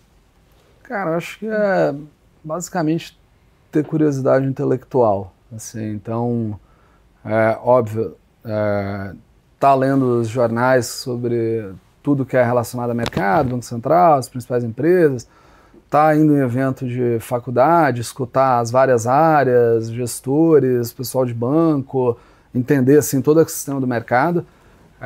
Tá escutando esse tipo de coisa que a gente está fazendo. Ou os stock pickers. Ou os stock pickers. Tá escutando podcast, que é um recurso que inclusive não tinha na nossa época, quando a gente entrou no mercado, não tinha esse recurso. Eu acho que assim, é muito rico, é muita informação, é muita coisa, e tá ali, tá gravado, mas que não se atém a isso, que, escutou um negócio, se interessou por alguma coisa, pesquisa sobre, dá um Google, tenta entender um pouco sobre o tema, por que aquilo. Assim, acho que é sobre isso, assim, ter essa curiosidade intelectual e focar em enriquecendo o entendimento sobre o que é o mercado e sobre as áreas que interessam mesmo, assim. Bom, óbvio que posso falar também, assim, para focar em matemática, ter conhecimento de programação, mas acho que isso é muito básico, tá? Acho que é mais sobre essa curiosidade, assim, tentar conhecer mais sobre mesmo, assim, não tem fórmula mágica, né? Eu acho que, assim, dificilmente você vai aprender tudo o que você precisa num único curso, num único livro. Então, eu acho que é o que o Fred falou, né? Você precisa expandir para o máximo de fontes possíveis, né? Eu acho que não ignorar nenhuma, né? Porque eu acho que tem muito valor o que você vai aprender na faculdade, sim. Então, não é, na faculdade não ensina nada de útil, vamos ignorar completamente aqui, essas aulas não servem para nada. Não, eu acho que você aprende muita coisa útil na faculdade. Eu acho que eu levo muita coisa que eu aprendi na faculdade para o trabalho, mas não é o suficiente, então você tem que correr atrás por fora. E hoje tem muitas fontes, assim, os podcasts são muito bons, você consegue entender bem a cabeça de um gestor, como que ele pensa, quais argumentos ele usa, no que ele está olhando, o que é relevante para o mercado, que ele também existe muita informação, a pessoa não sabe direito o que é relevante, não sabe o que ler, o que estudar, então ouve um podcast lá, vê o que o cara está falando, né, vê o que é importante para ele.